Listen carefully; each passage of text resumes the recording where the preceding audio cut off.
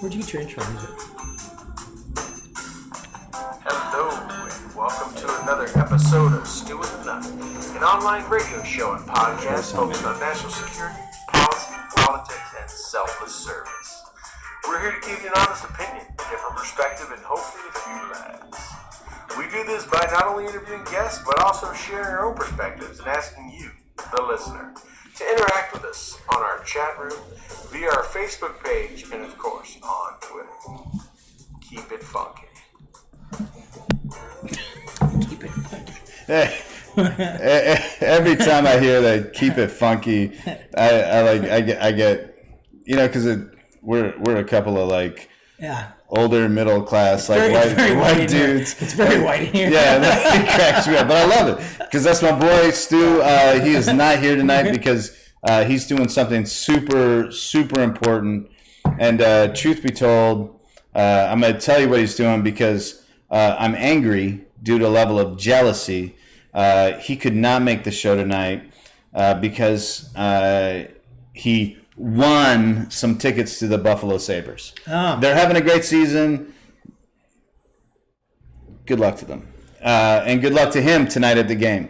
But he doesn't want to play with me because he wants to go watch the Sabres play and hang out with Jack Eichel. Not a big deal. I got my main man, Doc Mike Simpson. Perhaps you recognize him from such things as television, History Channel, Hunting Hitler.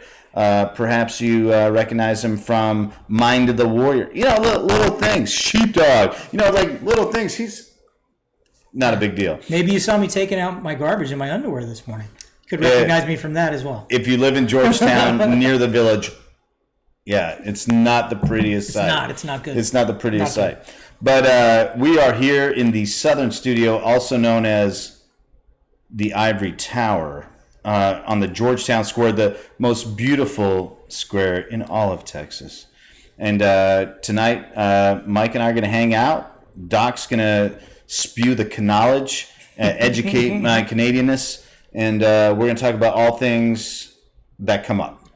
So there's this is just going to be stream of consciousness. Yeah. We have a couple of, we actually don't even have notes in front of us. We normally have pages of stuff. Item one. When I do Mind of the Warrior, I always come prepared because I'm scared.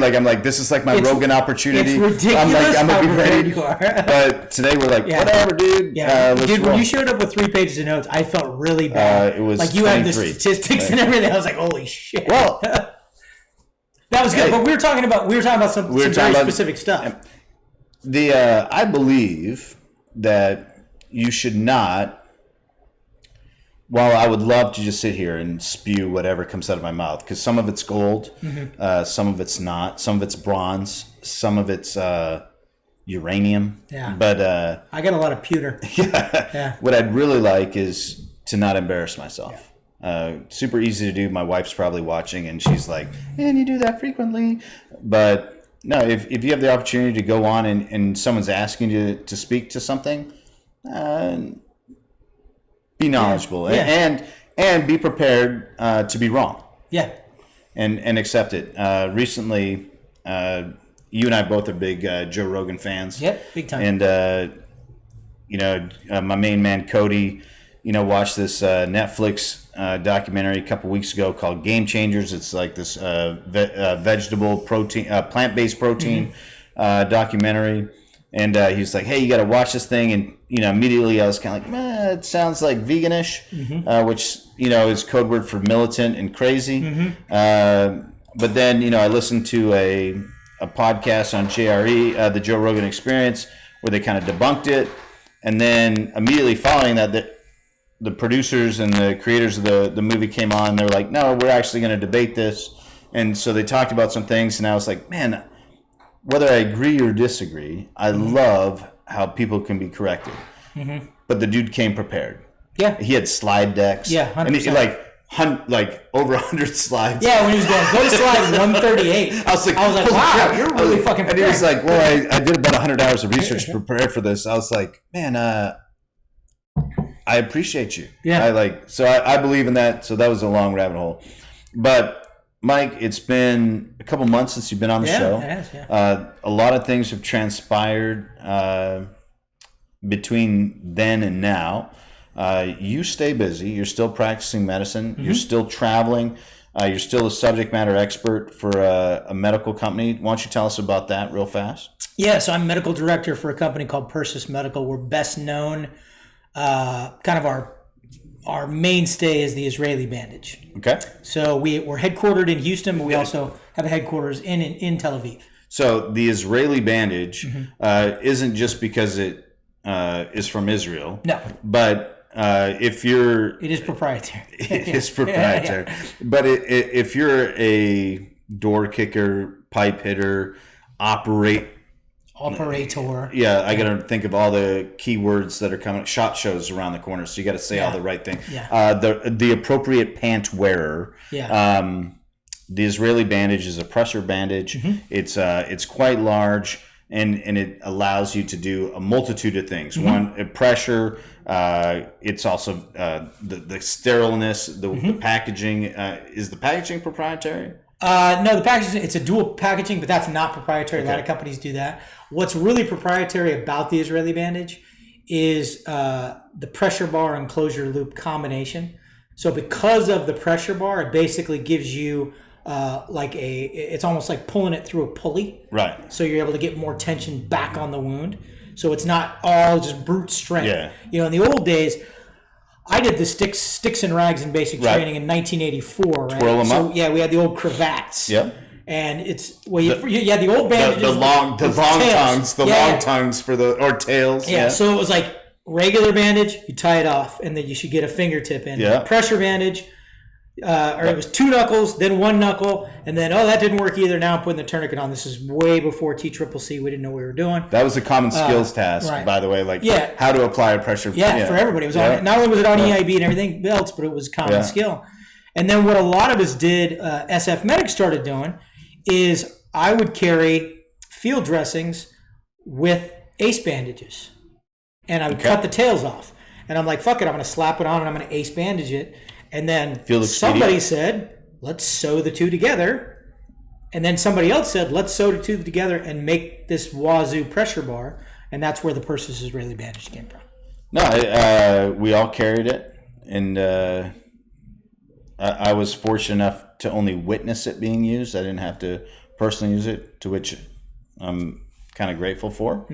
I did witness it being used, and good bandage. You know,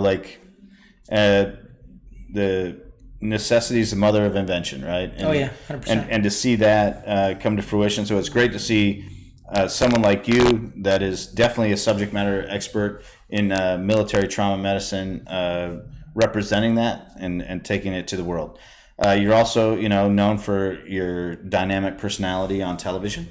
We have not hunted any Nazis recently. No, that's I have a wrapped documentary that I've already filmed on World War II. Yeah. That I believe is going to be called Normandy 44. It's on my IMDb page already, but it's not released. But it's not out. Yeah, but it's not I'm out. excited because your co-host on this is James Holland, which is probably one of the greatest World War II subject matter experts, period. Yeah. I mean, there's a lot of people that fancy themselves well-read, learned about World War II, but Mr. Holland, he's a different animal. There's only 2 guys there that are kind of the masters of that realm, and they're both out of the UK. I'm sure there are U.S. historians that do it as well, but when you're talking documentaries, Ambrose, Ambrose definitely, but he likes to write more than he's an author. He's not. He's a historian. Guys who appear on camera. Pardon me. You're talking about James Holland. You're talking about Guy Walters. Yeah. Those are the 2 guys. So you can, and if you see a documentary that has neither James Holland nor Guy Walters, they didn't have a budget. Or Guy and James were both busy. Yeah. Budget or booked. Yeah, they were shooting. 2 of the bees. Now, when you see one that has them both in it, that's one you definitely want to watch. That's some Ed Burns stuff. Yeah, that's some high level shit. Yeah. I got to travel all around the Normandy region of France with James, which was amazing. And you were there just before the last anniversary, the big anniversary, which was a big anniversary. It was. Yeah. It was a big anniversary. There was some really neat stuff. Of course, I cyber stalk you, and we text, and we're always. But I was like super envious, little green monster, because this was a big one. Some guys that had not had the experience of going back since that day were able to go back. People did. A guy I served with in the Tomahawk, shout out to the 1st of the 23rd Infantry. There, some guys jumped in that I served with, even though the Tomahawks did not jump in, for let the record reflect. But, it's neat to see like so many different people participating in this thing. And the whole time you're there filming a documentary, I'm like, you lucky son of a... Yeah, it was awesome. Yeah. Yeah, it was really...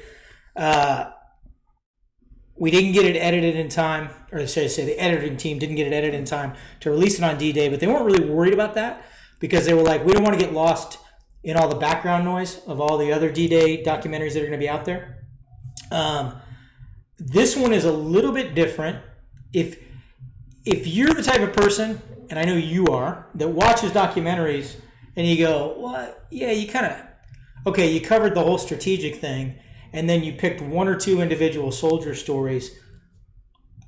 I want to know more. Why did we win? Paint the picture. Exactly. Yeah, paint the picture. And that's James's passion, is what he calls the operational aspect of it. Yeah. The little things like, we won because we had a better tank. We won because we had a better mess kit. We won because we had a better rifle. We won because we had a better uniform. Well, little shit like that. Well, the subtlety and nuance, like I was just having a wonderful conversation with some delightful Americans. And when I say Americans, I'm not being facetious. I'm just saying just some great patriotic people, which are, of different political backgrounds, from both ends of the spectrum, but they love America. And, they love, the rights that we have. They stand by them. And while they don't share the same political beliefs, they're like very curious about the human experience in regards to combat. And, they were kind of, pressing me, and I only have a very small experience with combat, And when I say that, I mean, I only have mine. So like when you ask me what I think about combat, I think about my personal experience. But like I'll watch Private Ryan and I'll be like, oh shit, I do not want to be on that landing craft. No. No, absolutely. I'll watch Band of Brothers and I'll be like, I do not want to be in this plane right now. And I'll watch the Pacific and I'll say like, no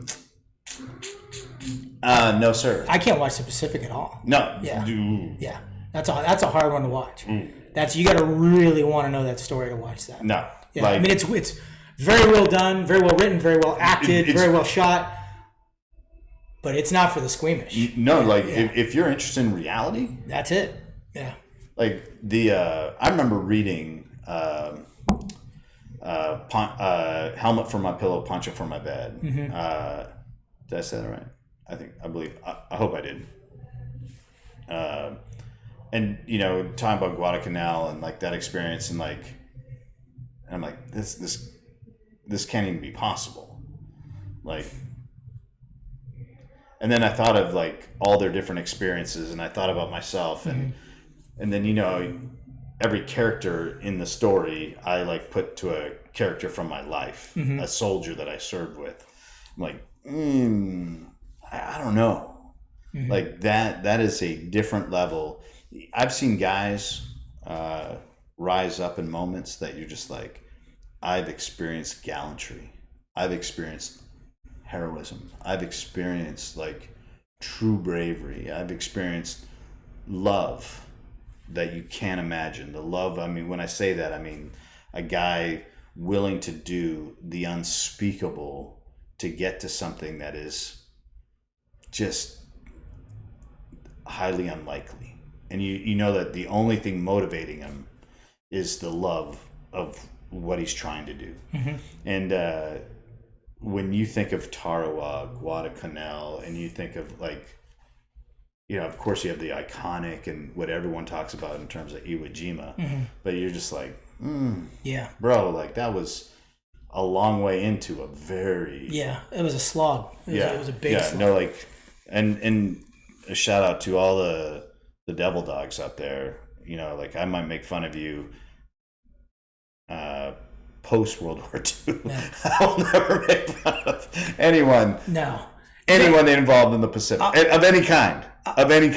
I'll tell you what. A totally different enemy. I know you saw Band of Brothers. Yeah, of course. And there was the talk when after the war, after VE Day, there was talk that they were going to train up, and they were going to change theaters. Right. For the effort against Japan. And I look at that through the some lens of those guys history. went. Some did. Like Major Winters. Yeah. Looking at that through the lens of history, there's really no other way to say this. I think that would have fucked up a lot of them. That would have a lot of them who had really kept it together. Yeah. And I'm not saying these weren't strong men, but can you imagine fighting? In the case of Easy Company, almost 2 years of war. In cases of, you look at guys in the Big Red One who've been fighting ever since North Africa, 3+ years of war. And thinking, I got this war thing down. Like I know I know what the battle rhythm is. I know how long we're in the fight. I know how far we're going to go before our supply lines catch up and we get a rest. I know my enemy. I know what they will do, what they won't do, how far they're willing to push it. Can you imagine going with all those preconceptions and going into what was essentially an entirely different war? No, like I've often reflected on this, and one of the things like you just brought up. So advantages, even if you start in North Africa, right? So you fought against Rommel, and you've gone from North Africa, Italy. And you've worked your way through, right? Some impressive things have happened there, but you're fighting an enemy that looks similar to you. Mm-hmm. You have a cultural understanding to, and a kinship to, perhaps a direct kinship to. Mm-hmm. While you've had some moments of just utter despair, the Battle of the Bulge, very, very unique battlefield. Mm-hmm. You're dealing with environmental, effects of, the cold. You're dealing with, the impressive employment of airburst rounds, utilizing the wood line, to the advantage as shrapnel, and then knowing that the supply lines were cut off because they were surrounded, and the Battle of the Bulge. Trying to put myself in that scenario, cold, not, visibility of less than 50 meters, very close, intense battle over an sustained period of time, so days of boredom and nothing followed by seconds of sheer terror. Even with that, and then going to a place where you have no cultural understanding, you're looking at people that when I say foreign, perhaps you've never even seen someone that looks like that. And I know people are going to be like, Toby, that's a horrible thing for you to say, but no, let's be realistic. When you look at demographics and you look at population, not everyone had direct experience or contact with an Asian at that period of time. Like, you would have connection and direct representation and contact with other minorities, but Asians perhaps not. Mm-hmm. And so now you don't have a comprehension of their culture, you don't have a comprehension of their religion, you don't have a comprehension of their motivations, and they were a worthy opponent. Mm-hmm. They were a savage, brutal, tactically sound, highly motivated, disciplined beyond belief, far more disciplined than any enemy you met in North Africa, Italy, and on through Europe, all the way. Can you imagine, even if as late as 1944, if Hitler would have directed the implementation of a kamikaze pilot program, they would have instantly overthrown him. They're like, oh, that's it. Yeah. This is all the excuse. Whoa, Adolf. man, I just don't think you've But got this. But the emperor is divine. Yeah. By definition. So the emperor's not going to, begging for the opportunity. Yeah. Like, I know I could do more for you, but man, if you would honor me, if you would honor me with the opportunity to kill myself for you, if you would let me honor my family, like it is just a different thing, and to face that, and so like Westerners cannot understand that. It is, you know, one of the a lot of people that know me know I have a not so funny, extremely embarrassing story about as a young infantryman, as any infantryman, the Baton Death March holds a very special place. You know, I'd read about the Baton Death March. I didn't really have a comprehension of it until I did a road march. And you know, so I'm walking out to Malone 17 or whatever it is as a young private, you know, like and you know, like I got short legs. You and I have this like not tall guy affliction. And, you know, I got this drill sergeant like beacon off in my ear, and, you know, I'm like, got this weight on my shoulders that I'm not, and I thought I, you know, had carried a pack in my life and living in the mountains of Canada. I thought I was like prepared for that. And now, you know, I'd caddied golf bags, you know, that, you know, I was like, oh, I can, this is easy, right? And now I got this dude beacon off at me, and I'm not keeping pace, and I'm feeling sorry for myself. You know, I'm a little bit tired, and that emotional set goes through me. And then I put it in perspective, and I thought of the guys that were carrying and helping carry enemy equipment, knowing that it was going to be used against their comrades. They were not being fed. They did not have the benefit of a Lister bag at a mandatory rest location. And if they fell back, they didn't have a drill sergeant beacon off in their ear. They got a bayonet. If they were lucky. Or worse. And so like I had the opportunity to go meet those guys, some of those survivors. And, you know, it's like I've never felt so humbled, and I've never felt so insignificant. I've never felt like such a, I was about to say bitch. I guess I'm like, you're harder than me. Like a lot. I can't even comprehend. You know, you hear those statements, he's harder than woodpecker lips. Like, I can't even comprehend emotionally what that took. If even as a seasoned staff sergeant, you know, stationed in Korea, you know, I was a member of the most prestigious, you know, infantry regiment, the 9th Infantry, the Manchus, you know, and I was like a squad leader. So I had to like make sure that not only did all my guys get their buckle, you know, it was a badge of honor, pun intended, you know, to get the buckle, the big buckle, not the little, like I did at one time, check the block, like, no, like it was a big deal for us to get, you know, like to do the 100 miles, to do the full Manchu mile to the Boxer Rebellion, you know, in our minds. And like, I had all the benefit of clean socks. I had the benefit of 8 hours rest. I had the benefit of unlimited pasta, or in that case, ramen. You know,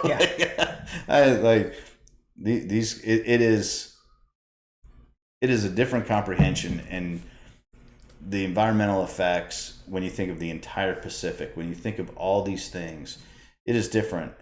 But even just thinking about Normandy, you know, when you look at it from a strategic standpoint, there's something that always impresses me. Some guy, and when I say some guy, we're talking about some staff officer, right? We're talking about some guy that you and I have made fun of, definitely made fun of at some point in time. You know, like had the audacity, had the cojones to stand in front of his boss and say, yeah, I think we just assault. Like, ego aside, sir. Yeah. Monty, like Eisenhower, like, you know, like ego aside, man, I think we can take that beach. Hey man, I hear they've been building some fortifications. Like, no, I think we should put wave after wave after wave. And like that guy coming up with the strategy, briefing it, thinking it through, because I believe they did not do it in a cavalier way. No, they absolutely didn't. And like put it together and like, and then sold it. Like, at the time, and I'm a Canadian, so like there's a couple of beaches there that the Canadians took that most people don't know that the fiercest fighting was Sword Beach. Yeah. With the Canadians. Yeah, so like I'm like so literally, and I'm not trying to belittle Omaha Beach. No, like, but that's what I'm saying. Like, but if you ask a guy who assaulted Omaha Beach, what do you think about what the guys went through at Sword? Much harder. And they'll go, oh yeah, they'll immediately go, oh yeah. I was happy to not be one of those guys. Yeah. Because Sword Beach, and I've stood on both, and you can see all the reasons, just terrain-wise, why Sword would be more difficult.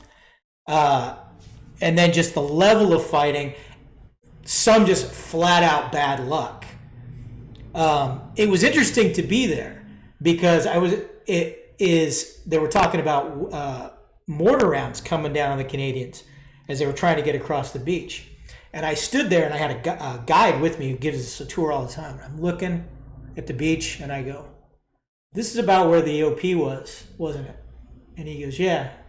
And I turned around and I said, the mortar was behind that third row of houses back there, wasn't it? And he goes, yeah, how'd you know that? I said, because that's fucking perfect. Yeah.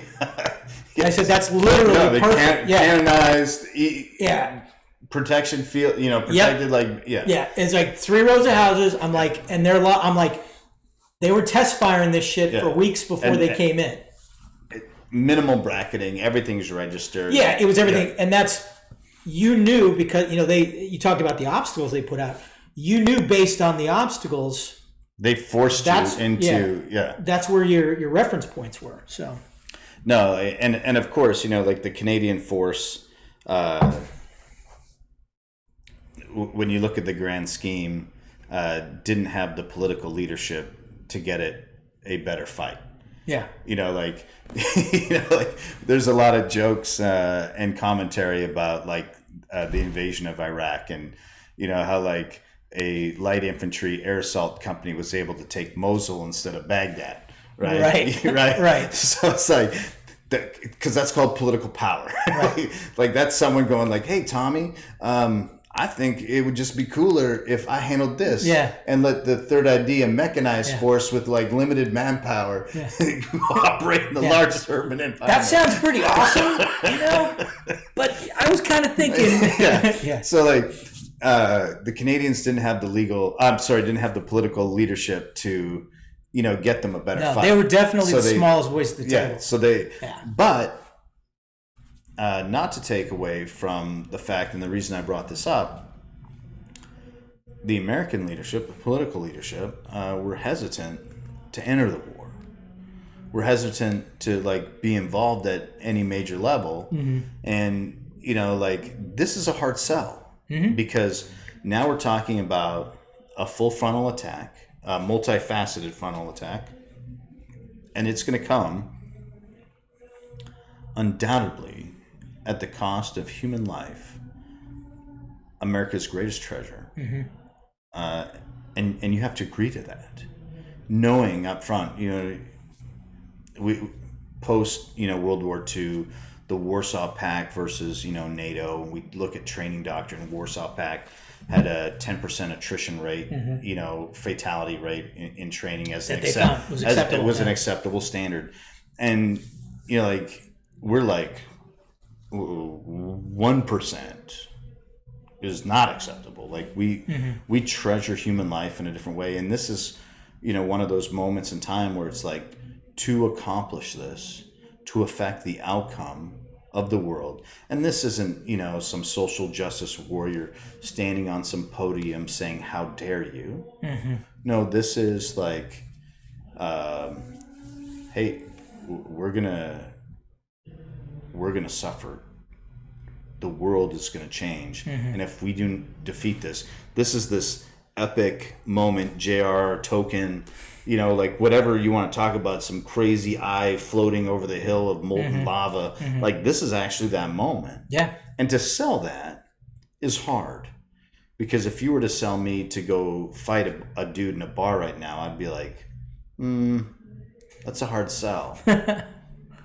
But this is the outcome of humanity. Yeah. And we've enjoyed, and like, let there be no doubt, for all the people that are complaining about the status of our world in its current place, like, we've enjoyed true peace since then. Like, we've endured some conflicts, we've endured some warfare, we've endured some combat.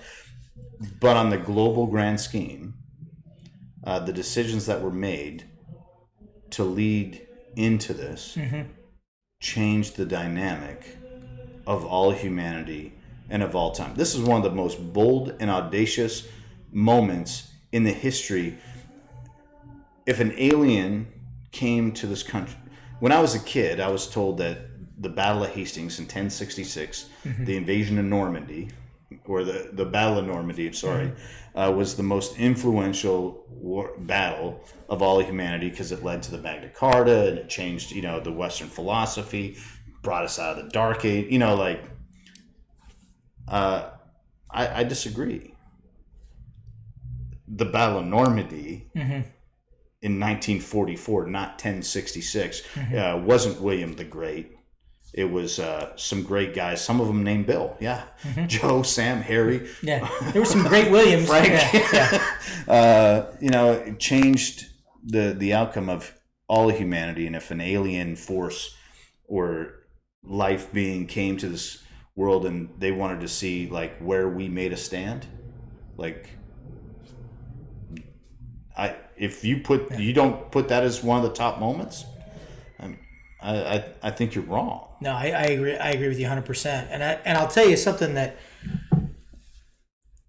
one thing that filming this documentary really drove home for me, because we really got into the nuts and bolts of how things were made, how the whole logistical thing was looked at, how the whole operational thing, not just enough to get people, because getting people on the beach and winning the beach on D-Day is an epic thing. That's day one of 77. That's a part. Right. Well, not a part. What did Dick Whitney say? It was a day of days. Yeah. That was day one of 77. Most people think 48 hours, maybe 72. Yeah. Hours. They don't realize days. 77 days. And you also have to realize that getting off that landing craft with what the guys had on their person and what the guys jumped in with, they had 3 days of life on their person. Right. So that means you figure backwards plan, it takes us an hour to get everything set up. At 48 hours to get everything on the beach. So they had drivable bakeries that pulled up in landing craft, and a vehicle drove off that was a bakery on wheels. And it's like, we're now baking bread because, hey, an army travels on the stomach, right? You got to feed the force. Yeah, so now we're, everything had to be on that beach within the next 48 hours. All the command and control elements, all the logistical stuff that we needed to move forward. And that's why you look at those pictures that were taken at the end of the day where they have the strafing balloons up and everything. You just see massive trucks, and you see guys walking around with clipboards, and there's just rows and rows and rows of crates and stuff. Pretty impressive logistical maneuver. Yeah, that's the foothold that they're going to have to move forward from. And just watching the whole thing and seeing it through James's eyes, seeing it through the historian's eyes, and not only did the Battle for Normandy and World War II as a whole forge the peace because we defeated that enemy, but it also forged the prosperity because the technological advancements, the advancements in industry and manufacturing,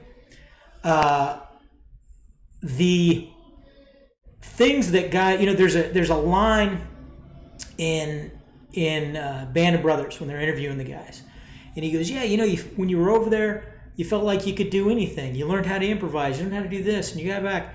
You came home, and after a while, you kind of felt like you lost that. But a lot of guys didn't. No, they started business. A lot of guys started businesses, right? Yeah. So if you look at things, and I'm not, I challenge anybody to prove me wrong on this. Were it not for World War II, if we would have done it at all, I don't think we would have landed on the moon until the 1980s. If then. If at all. Because we might have never decided, it might have never been worth it. Yeah. Because if you look at the advancements in what we know about harnessing nuclear power, if you look at the advancements in rocketry alone, right? Because for those of you who don't know, we could do a whole show on Operation Paperclip, but for those of you that don't know, basically we got to the moon because we hauled ass into Germany and kicked in doors and said, "Are you Professor So-and-so? Come with us. Come with us before the Russians get you." Yeah.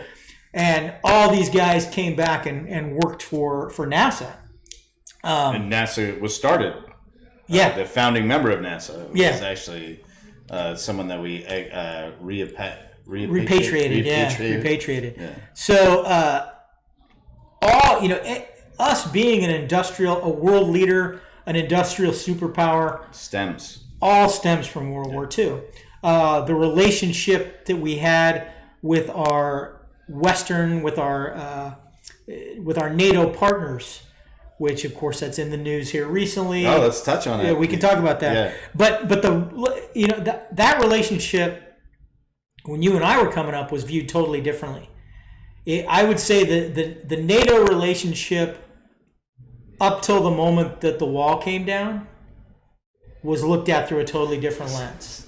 I'm so glad you brought this up because it is so it's contemporary right now. It's fresh in a lot of minds. It's the fucking League of Nations. It's a relic. Right. So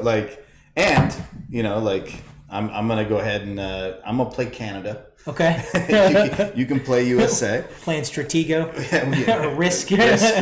With Axis and Allies.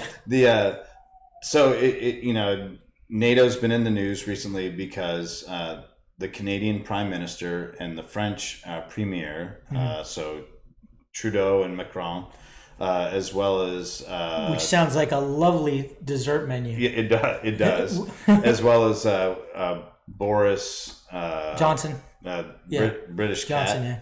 cat. We're enjoying a moment of levity, quiet reflection with a cocktail, like we all have. Which part of me really enjoyed this because I was like, oh, they're dudes. That's no fucking different than the fucking 3 West Point lieutenants making fun of the VMI lieutenant when he goes to the fucking drink table. It's literally exactly the same. So you know what somebody told me? Mark Gagnon, who was my senior when I was in 18 Charlie, told me.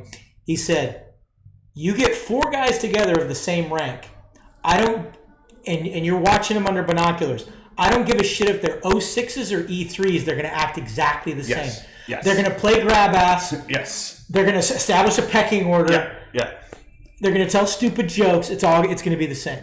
But one of the things that kind of stood out to me about this, I laughed because I was like, they're a bunch of dudes. Yeah. They're like this is like a 9th grade hockey locker room. Yeah. Pick your sport. Pick your cafeteria. This is what it is. Like you said, it doesn't matter if you're an E1 or an 08. Like you put a bunch of dudes together or people together, men or women, it doesn't matter. They're gonna share in this kind of moment. Now I laughed because I was like, oh, look at this. They're like everybody's just like everybody. But then I looked and I was like, okay, we have 3 people here. And when you think of the formation of the North Atlantic Treaty Organization, and you think of the founding members of it, and you think of why it was important, okay, the North Atlantic Treaty Organization, and correct me if I'm wrong, because I did go to school in Canada, so I might have this ass backwards. Was to ensure that we had safe passage in the Atlantic to get vehicles, munitions, supplies, food transported from North America, which was isolated from combat, to the field of combat, also in the North Atlantic, Right. Safely, so that together we would fight this common enemy. To defend the gap and everything else. Right. Yeah. So, like, the name of it has significance, and the countries involved are super important. The Allies would not have won World War II, like we just talked about, this bold and audacious moment to get on the beach and make this land thing, if there was not the logistical, mechanical, industrial support of North America, which was a combined force feeding the machine. Like, if it wasn't for tanks, planes, munitions being made in North America that were safe from espionage, that were safe from, sabotage, safe from, interruption coming. Rosie the Riveter in America is an iconic thing. If it wasn't from that. The Singer Sewing Machine Company made 1911s and grease guns. Yes. If it wasn't for North American, and I'm saying North American deliberately because it wasn't just factories in America. It was both Canada, America, and in the South sending things across. Fast forward, and everyone became like a equal plank holder in this. Everyone was fully committed financially, economically, manufacturally.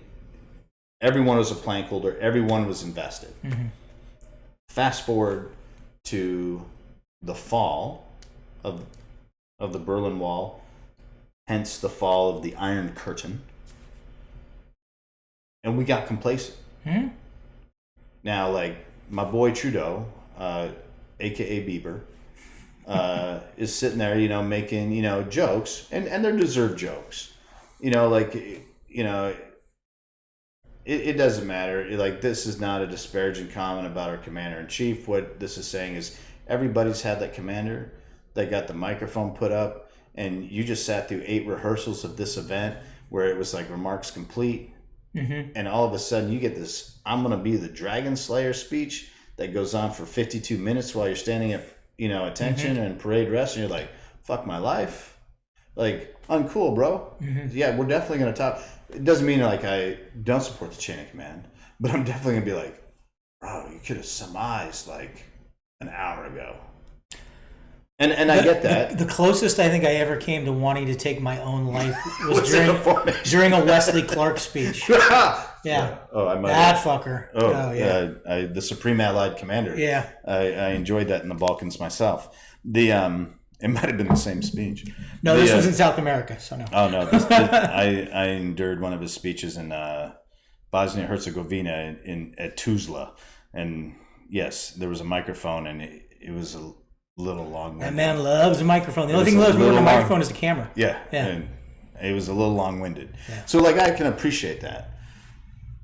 But last year, maybe more than a year ago, Donald Trump, the President of the United States, the Commander-in-Chief of this country that we're currently in, that we both served and are proud of, kind of put some countries on blast and said, hey, y'all are enjoying the benefits of this treaty organization, which is a relationship based on some tenets. One being money. I'm over here getting beat up by the American people because we're putting money into countries that they don't want me putting money into. And I'm saying that we need to continue to fund this. We need to continue to do it because we're American and we gave our word. Y'all need to do the same. Canada, the United Kingdom, France, and now some of these other countries that have joined, which is funny, Germany being one, which was the reason for the treaty in the first place, have not pulled their financial weight. While everyone has reaped the benefit of the alliance. Which is none of us are speaking Russian. None of us are speaking Russian. None of us have endured a uniformed attack from another country since. Right. I mean, I guess you could call the Falklands a uniformed attack, but outside of that, I can't think of, and correct me if I'm wrong, of a member of the treaty facing a uniformed attack from anywhere in the world. Everyone has benefited from this alliance, and the tenets of the alliance and the partnership of the alliance are not that demanding. It's funding and it's cooperation. We all have the defense mechanisms. We all have the forces. We all have the attributes required to pull what's not a ton of weight, but we've been complacent. So yeah, like, make fun of the guy for being long-winded. No one likes a long-winded guy. But he's right. You know, you're making fun of long-winded speeches, but hey, Canada, you've picked and choose. You didn't participate in Iraq. Your participation in Somalia was subpar. It led to the decommissioning of one of the greatest, para-regiments ever. Or left it definitely smaller. Princess Patricia didn't survive all of Somalia. Right. I mean, historically, not in terms of combat, but in terms of politics. So, like, it's frustrating when you see that, because it gets politicized as, world leaders are making fun of Trump. Yeah, they made fun of the fact he made a long-winded speech. But in reality, what he was doing was like saying, hey, dicks, I'm over here on Lonely Island. This isn't an SNL parody of me eating a sandwich with the uncool Lithuanian guy. This is like me saying, hey, the American people have in good faith put in good money to back you, and you're mocking it. Like, that's and I'm Canadian, and I'm like, I was a little disappointed. I thought it was funny, of course. I'm like, I think it's funny anytime someone I believe in comedy. I love it when anyone makes fun of anybody for any reason. That's why I love Chappelle. Everyone's fair game. But the reality was, I was like, ooh, hey, Canada. Hey, France. Canada, by the way, didn't get liberated in World War II. No. France did. Yeah. Germany did. Yeah. Well, and England? Hey, did you enjoy living in the tube for 4 years? That's England. We talk about, people talk about how hard people had on the home front in the United States. Rationing, etc., fuel. There was nowhere in the United States where you could stand on the shoreline and go, there are artillery guns over there that can kill me. Yeah, and I can hear them. Yeah, and I can hear them. Yeah. Right? In Dunkirk. Yeah. Like, let me take my pleasure craft and help evacuate. Yeah. Yeah. So imagine if, imagine you're living in North Carolina and you're going to pick up American troops on the Outer Banks and shuttle them back to the Carolina coast. That's in your sport fishing vessel. Yeah, and I don't know, distance-wise, I'm sure it's quite different, but yeah, in your little sailboat, right? They had a way different home front war than we did. Yeah. One thing that I noticed, and I was really, this was my first trip to France, and I never got out of the Normandy region. Never didn't go to Paris or anywhere else. I have to say, the people in the Normandy region were very nice. You hear all about the French being rude and not liking Americans. I did not have that experience anywhere I went. I was treated very well, everywhere. And I also got the impression that everyone understands.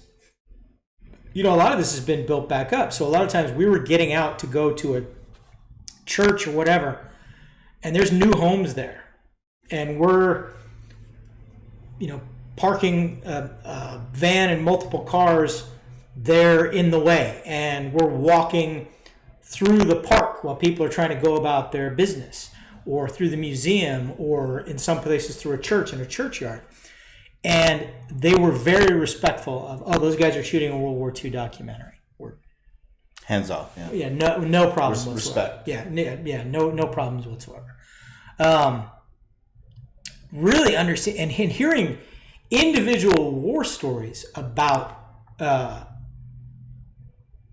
about French civilians getting shot or blown up, and not only were the French not clamoring for we want that American's head because he made a mistake in the middle of the night.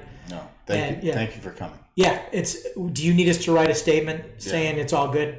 Yeah. That's one guy. There was an old dude who's like a family patriarch.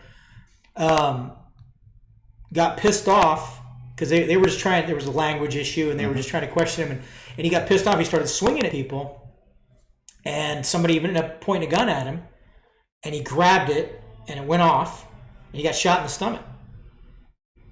And then he said from his hospital bed, like 2 days later, I was just being an asshole. My bad. It's on me. Yeah. It's on me. Yeah. No, like one of the things that you can kind of get a little bit of experience in America going to such places as Gettysburg, Gatlinburg, Vicksburg, down south. And you can kind of get a little bit of experience walking on land that Americans have shed blood on. And it's really interesting to do that. Unfortunately, you are so many generations detached from that. Yeah. You don't have this first-person anecdotal experience. I had the absolute honor and pleasure of being stationed in Korea for a little bit of time in my career, and talking with people that endured the Korean War. And their first-person anecdotal evidence, witness is really unique. And when you see how they reflect on it and they see how they treat you, knowing like that was brutal, that was not polite. In Korea, we use flamethrowers, not a point weapon system. No, not so much. Yeah. But seeing that in Korea, having the honor and pleasure to spend some time in Europe, they respect, and when I say they, I mean it's kind of like the royal you, right? Mm-hmm. They respect our efforts more than we do. You can find veteran cemeteries all across this country with long grass. You can find them in disrepair, unkempt, and so much that an entire campaign was created several years back, Wreaths Across America, to help clean up our local veteran cemeteries. I challenge you to go to Flanders and see a blade of grass out of regulation height. And that's not done by some fancy lawn service that there's a long-term contract with. Mm-mm. No, like that's done by the generosity, the passion, the love, and the enduring respect and gratitude of that community. Mm-hmm. Like when I was a kid learning in Flanders fields, the poppies grow upon the crosses row on row. I got this real romantic thing, and I didn't appreciate the fact that they actually gave a shit about our dead. Not too long ago, here in America, National Cemetery, no big deal, Arlington, perhaps you've heard of it, we were dumping corpses in a landfill. Mm-hmm. That was a real thing. Yeah. Like that wasn't fake news, that wasn't clickbait, that was actually that kind of happened. Mm-hmm. So some people did suffer some career issues as a result. Yeah. But the fact that we did that to ourselves, we didn't respect ourselves. You go there and you go to these graveyards, Normandy, Flanders, all along there, and you'll see Flanders is World War I. Yeah. And during the war, they respected that land. Mm-hmm. You don't see that here. it's a different mentality, and it is. We could take a lesson. I'm really excited to see your offering. One, because you got a good co-host. But two, because it's you. I'm not sure when it's going to be out because it's gone back and forth. It was going to be Amazon Prime, then it was History Channel UK. Okay. There's been some talks with the BBC as well, so I don't know. It'll come. And then I've got a pilot out there that I can't get into details on that I'm waiting on an answer from Netflix about. So. Well, the beauty of media is if you have a good enough story and you tell it well enough, not necessarily accurately, as we've learned in some things. True, very true. if you just tell the story well enough, it doesn't necessarily need to be accurate. Nope. It'll get out there. But hey, with a couple other things I want to talk about. We've been going for a minute here. We dumped down the rabbit hole of that, which was awesome, and I love it because I love talking about that stuff. I love learning about it. I'm fascinated by it. There are a couple of different things. You and I were looking at a picture recently, and it had a fake arm. The picture was taken under night vision or limited light optics. Right. A guy with night vision was sitting there sticking a false appendage. Right. With looked like an IV kit. Yeah. And I'm kind of like, what in Sam hell? Yeah. Like, what is we've gone too far. In the words of Keanu Reeves, we've gone too far. Yeah. That's that particular thing. The whole concept of starting IVs under night vision goggles that's some shot show. I'm a fake operator. Yeah, it's a thing with me. Yeah. It's I got a lot of things that are a thing with me. That's definitely on the list. But what it stems out of is these guys, because anybody can get certified to teach one of these TCCC courses. It's exceedingly easy to get. You attend it. Basically, it's do one, see one, do one, teach one type thing is how you get certified. And I'm not knocking the Committee on TCCC. I think it's important that we force multiply like that. But you attend TCCC, then you go for the listening audience. T stands for Tactical Combat Casualty Care. Tactical Combat Casualty Care. Yeah, which is a 2-day course. It's not that's another thing that gets me is you see, hey, we're going to put on a 4-hour TCCC course. Well, then you're not putting on a TCCC course. That's like saying we're putting on a. You're doing a fan fire. We're putting on a it's like a toot. Yeah, we're putting on a 3-month master's degree course or something. It's. I took that. Yeah, sorry. it's just. It's a real thing. It is a thing. It was my correspondence ranger school. Yeah, but the people are always trying to come up with stuff to make their course more sexy, more tactical, to put more butts in seats. So the ways that they will do that, one of the ways that I've seen, and this is another thing that I have a problem with, I'm a firm believer in doing, in the benefits of doing humanely performed training with live animals under anesthesia, so they feel no pain. Yeah. They're humanely euthanized. They're not recovered from that procedure. I'm a firm believer in that. Combat medics do it. Medical schools do it. Yeah. And contrary to what PETA will tell you, no, the sim mannequins are not the same. And it is a very useful tool. PETA kill more animals than anyone. Yeah, 100%. Else. Yeah, so they're irrelevant. But when you see, we're going to do a TCCC course and we're going to have live tissue. You don't need, there's no invasive procedure in TCCC, right. First of all. So you're not doing chest tubes, you're not doing crikes, you're not doing venous cut downs. So it's ridiculous. You're not doing damage control surgery. This is just how sexy can I make this? Right. And that's what sell tickets. And people will do that because guys want to go, yeah. And that was a question I got when I was medical director, training director for Sheepdog is, hey doc, when are you going to put on a live tissue course? As soon as I get the whole country trained in CCCC. Yeah. Because that's the low-hanging fruit. And, oh, by the way, that's what's going to save 98% of the lives, because you're CONUS, and we just want to get you to a trauma center. And then the NVG thing falls into that same thing. And I'm going to say this for the record. There is never, ever, ever going to be a reason you need to start an IV while wearing night vision goggles. Okay? Yeah, number one, you're probably not carrying blood. Right. Okay? So first of all, you shouldn't be giving crystalloid to a trauma patient in a tactical scenario anyway, because it will not only not help them, it will kill them. Okay?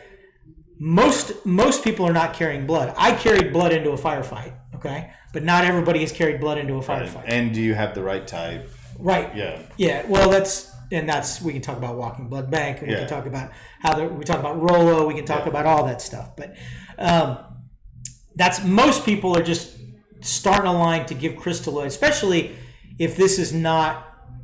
We're not talking about the military. If we're talking about people, if you're a tactical SWAT medic, whatever it is, then you're starting a line just to get access to that vein, maybe given some meds, and then you're shipping it. So just a combat lifesaver, just a humble little buddy aid, CLS kind of guy. Mm-hmm. If you're you're piping a line, you're plumbing a line, or whatever what the kids call it these days. Mm-hmm. That's really for somebody else to deal with. Yeah. And when I say somebody else, I mean you're helping them get a head start on having that line started. That follow-on care is not under. No. It's not under fire. Bright lights, linoleum. They're on a bird. Yeah. They got the cabin lights on blast. Mm-hmm. You and I have talked about this several times, and I'm like, someone that's talking about I stuck a guy under nods, no, you're just at SHOT Show talking shit. Mm-hmm. You're really not doing that. And if you are, there's been a lot of bad decisions made to include that one. Yeah. You're doing that for the purpose of acting like you're a little bit hooah. Right. In a very... You want a Velcro patch that says that. Yeah. IV under NVG. You want that. With a Punisher skull. Yeah. There's definitely a Punisher skull. You've monoed all the lave in the room. Yeah. You want a little tag that hangs on your paracord bracelet that says IV under NVG. Yeah. You probably have a picture with multiple bracelets with fake blood on a vest. Like somebody we know. I don't know. Somebody we know of. Someone I know of.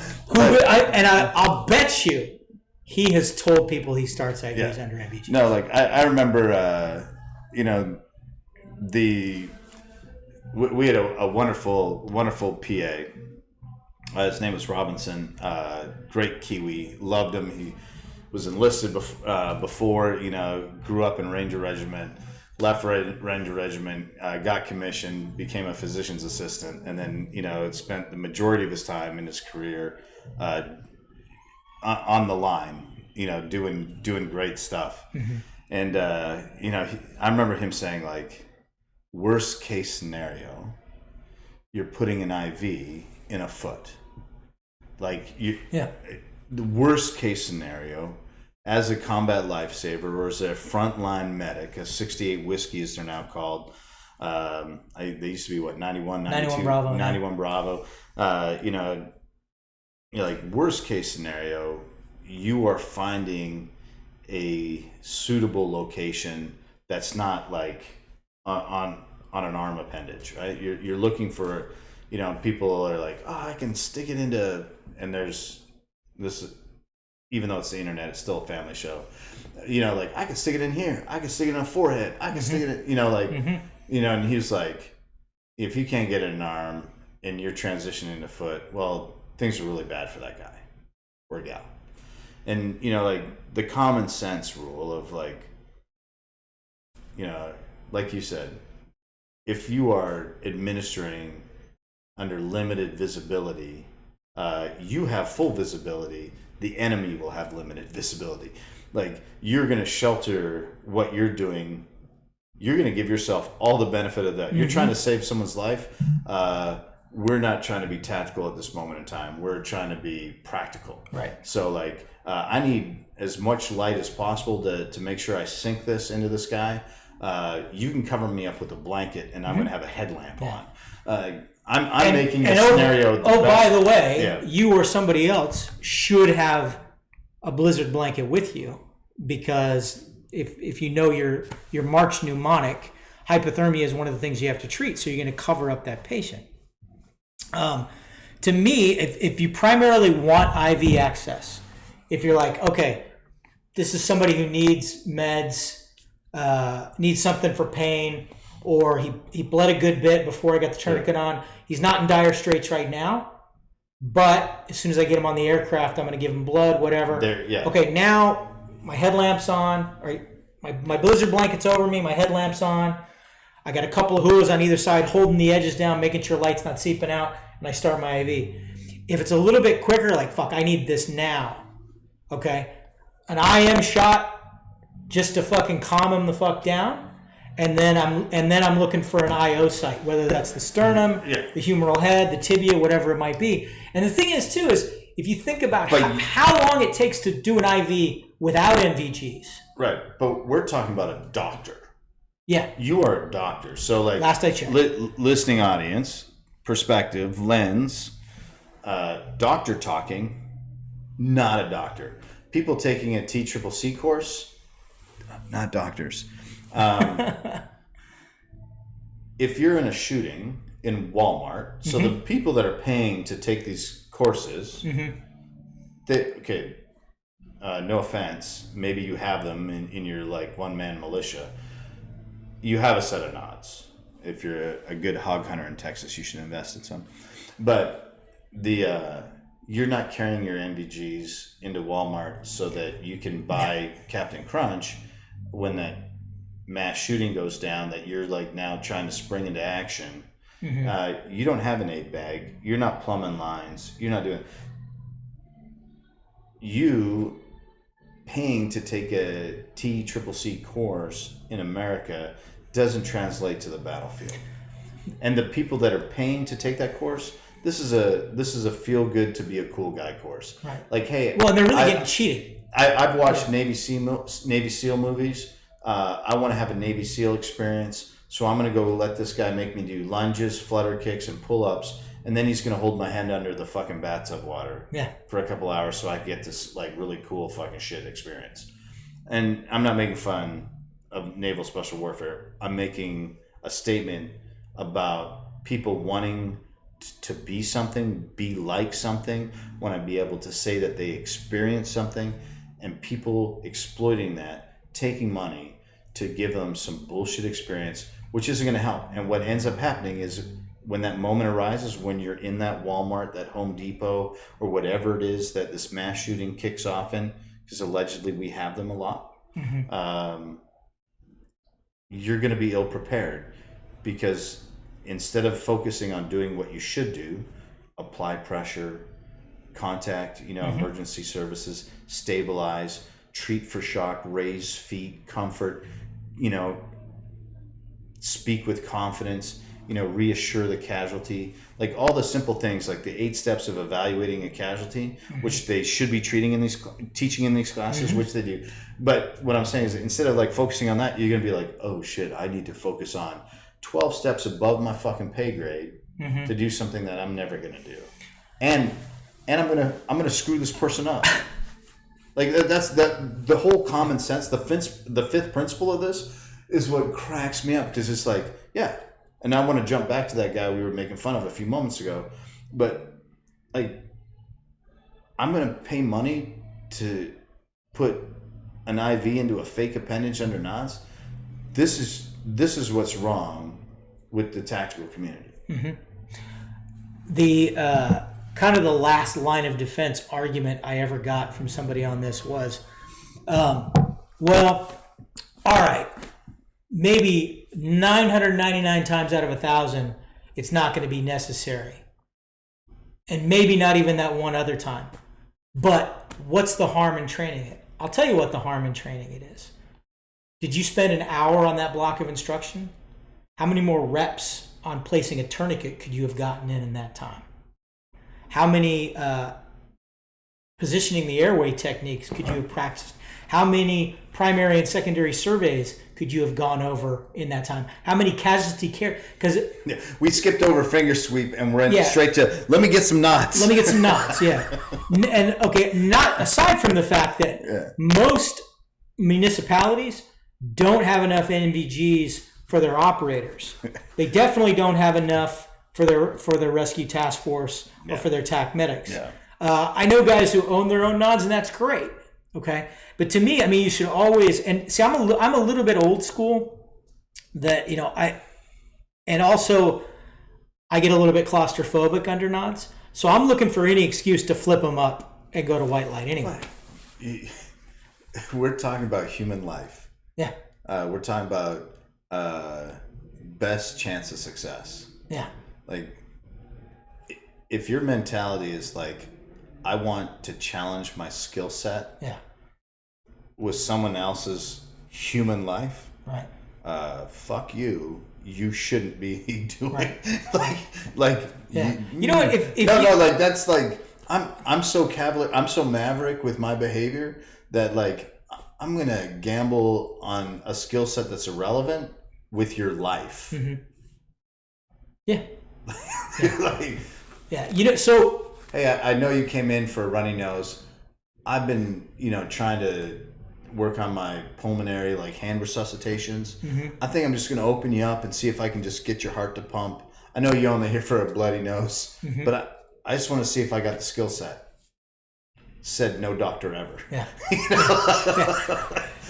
That's one thing that I do with my residents is, and I never had them start IVs under MPGs. But what I did do is I was waiting for you to say. I put them in a room in the Mystic site with no windows, closed it up tight, and with black walls, closed it up tight, and they got a white headlamp, and in the corner I had a strobe light and a stereo system booming simultaneously. I had one system booming heavy metal music and one doing helicopter sounds. So they had the strobe lights. Now they had a white light, right? So they have a constant light source, but strobe lights going on, and this is simulated. Hey, you're in a helicopter, you're banking. Guys, lasers are going up. Rockets might be going off. So that sensory overload aspect is there, and that's going to be beneficial because that's going to teach them to. Well, that's reality. Yeah, I'm gonna eliminate all this background noise, and I'm gonna concentrate on my task. And I'm going to be able to perform it. That's pressure testing. Yeah. That's not testing something that you're never going to do realistically. You would also have that exact same environment in broad daylight. Yeah. So like chaos. That's applicable. Brownout, whatever it may be. That's actually dumbing it down because it's like, oh, I can't see my peripheral. I'm not distracted, but I'm just getting auditory. I'm getting like some sensory. Yeah. And focusing here because I only have white light on this one area. In broad daylight, I imagine it's much more chaotic. Yeah, because there's a guy firing right here. Hot brass is hitting you as you're trying to do it. It happens. You're behind a wall. Yeah. Okay. It's broad daylight, but that shit's really happening. And that's what, dude, if you're out there, okay, just know how to do IOs, okay? In a tactical situation, I'm a huge advocate for IOs anyway. Tell our audience what IOs So an interosseous, you have interosseous needles, which can infuse everything, virtually everything that you can through a normal IV. Okay, you can go tibial, you can go humeral, you can go sternal. It's a great way to get access, and it literally, depending on what kind of IO you're using, it takes anywhere between 8 seconds and a minute. Okay, and I'll even plug Persis Medical. We make the Neo, the next generation interosseous device. It doesn't have a drill; it's spring loaded. So you open the package, prep the area, put it on there, boom, fire it goes in. And literally, in the time it took me to describe it, is exactly how long it takes for you to do it. Now, just in the time we've been talking about this, is how long it would take you to, with NVGs, put the restricting band on, constriction band on, palpate, prep the site, find it, make sure, check your flash, watch where your sharp goes, all that other bullshit. So there's no reason to do it. So one of the reasons we were talking about this, we were talking about it because people present themselves in certain ways, and recently, some people have presented or it's come to light that people have presented themselves in a certain way that they probably shouldn't have. Yeah.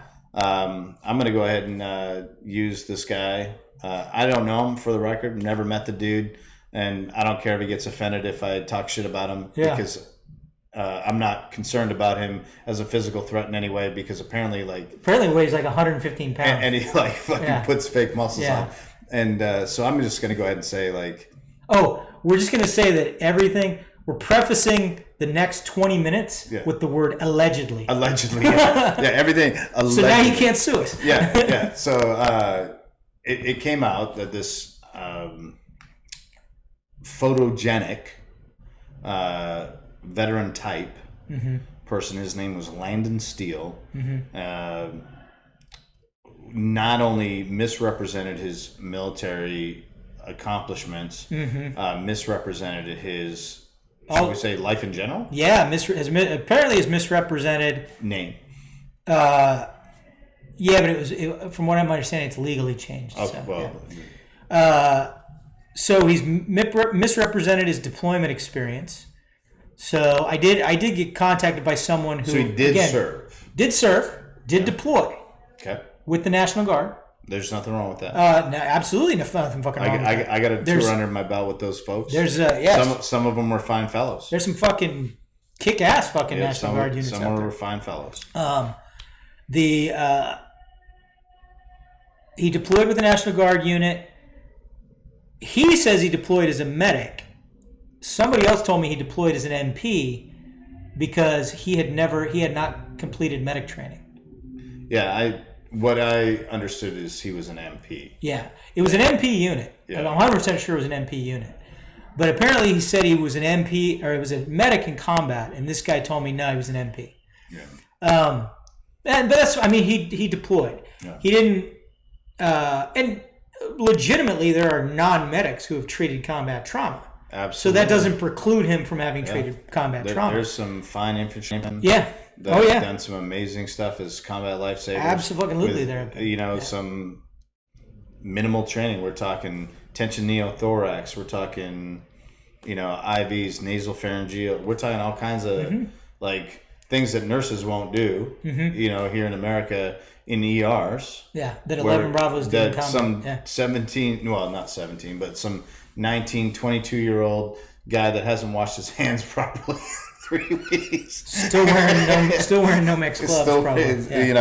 But so the reason I bring this up is you and I were exchanging text messages. I was off on a hunt last week, and I had limited service, so I was kind of behind the times on some of this. But what I found peculiar is, because I've heard of this guy in the past, I've seen a lot of memes. Posters, illustrations, or images involving him and his likeness, allegedly. The most iconic one is with a group of veterans surrounding him in an array of civilian attire and military apparel, uniforms, with their hand on him, and he's wearing some kind of operator-ish shit. He's got the Just for Men dyed beard, and he's got a pistol in his mouth, and he's demonstrating the struggle that some combat veterans face, and this picture, this image, has been used to inspire people to seek help, and and I thought it was artistically done. I thought it was well done. I think it's a little graphic, but I believe in the shock value of it, because we're talking about a very serious issue, very serious issue, and I don't take it lightly. One of my best friends in life, a guy by the name of Chad Robichaux, has spent all day up on Capitol Hill today speaking with members of Congress, both of the House and of the Senate, about post-traumatic stress and, successful programs. And this is important to me, it's important to you, but we have like this iconic figure, and people, because they see this image, they're like, okay, man, this guy's being real vulnerable. This guy's, and they flock to him. They follow him. And as a result, he gains a notoriety, a popularity. And with that notoriety and popularity and familiarity,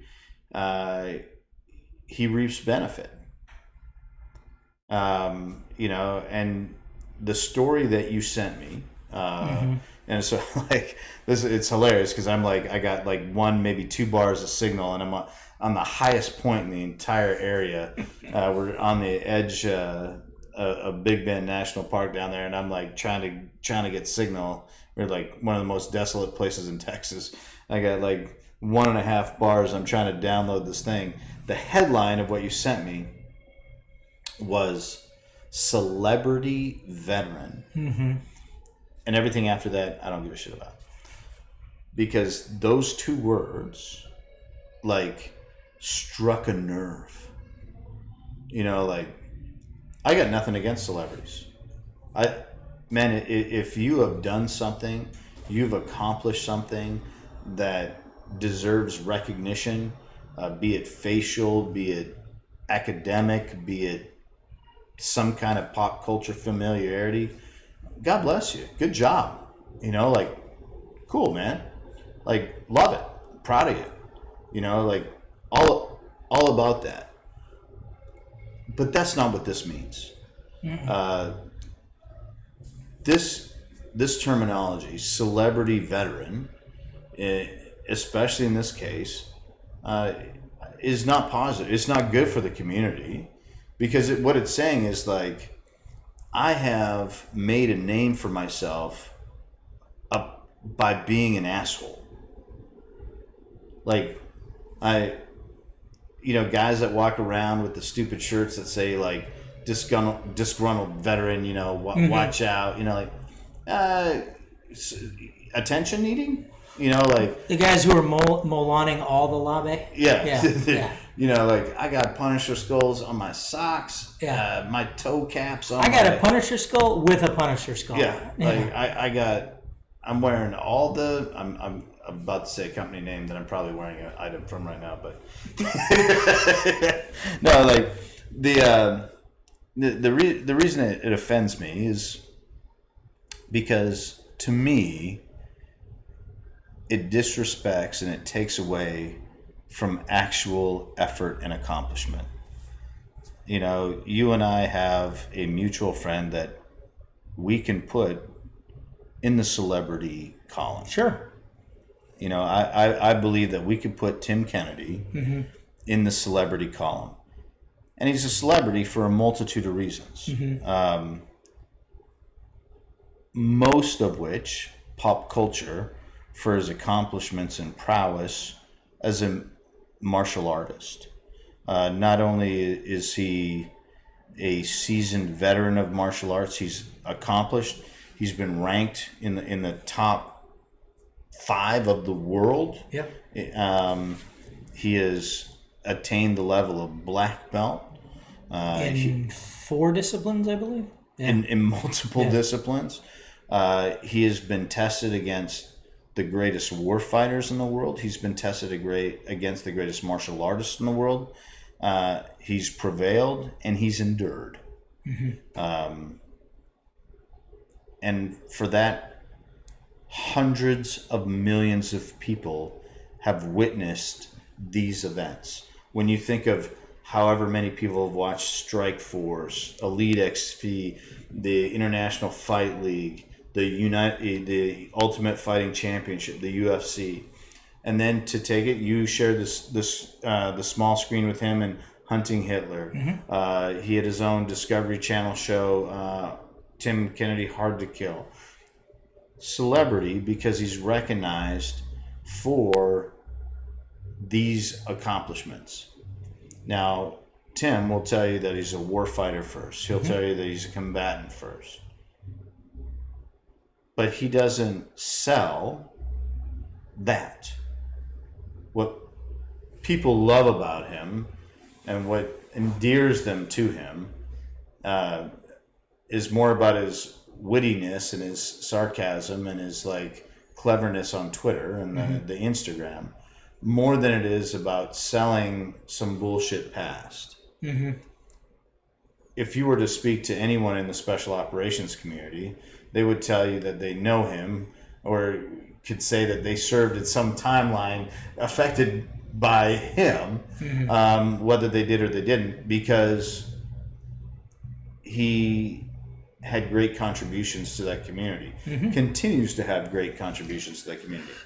And you're talking about the difference. Well, if we outlined all the differences, right? But that's a celebrity, yeah. But he's not selling a veteran status, to be famous, no. And he also had. I'm getting in camera frame here. He had this much military accomplishment that has, because of other great things that he's done in the sport of MMA and everything, have parlayed into, let's say, this much notoriety. Right. Not everybody knows who he is.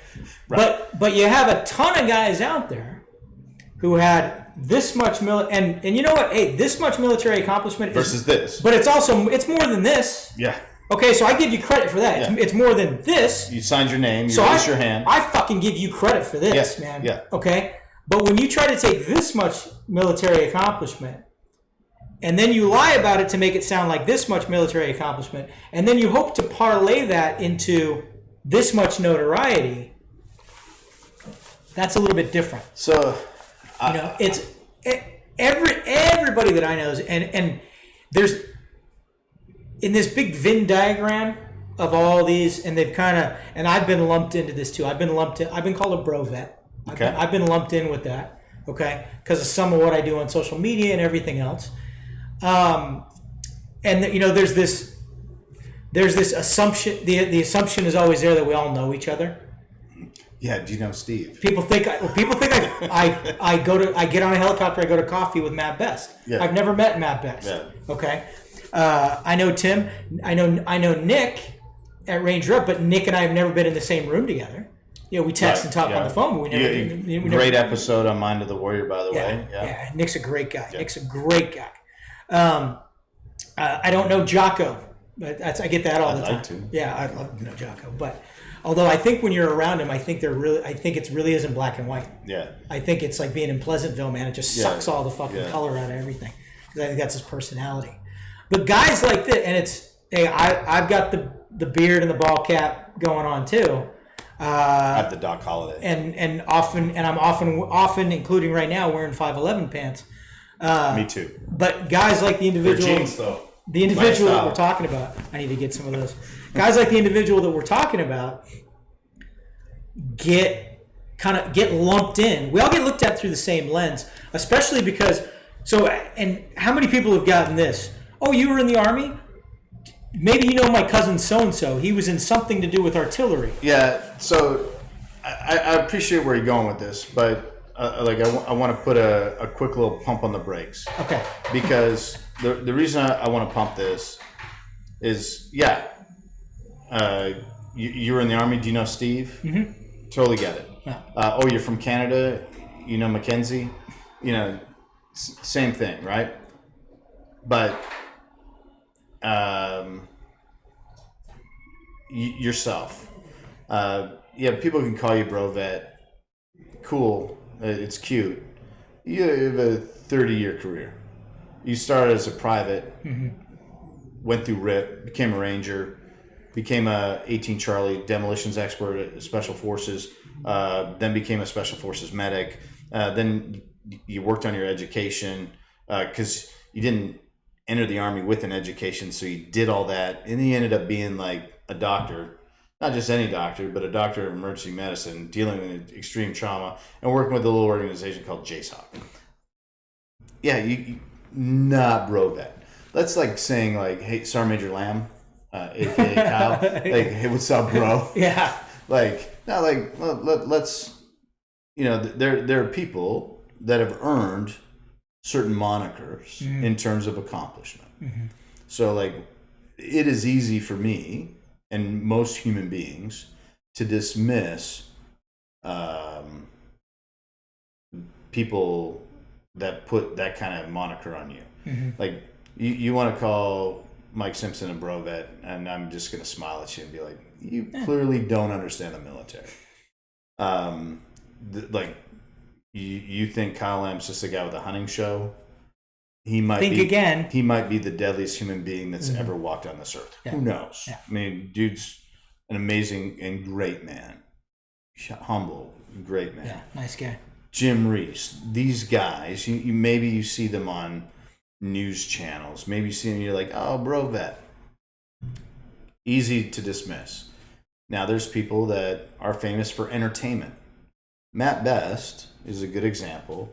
Not speaking disparagingly about him.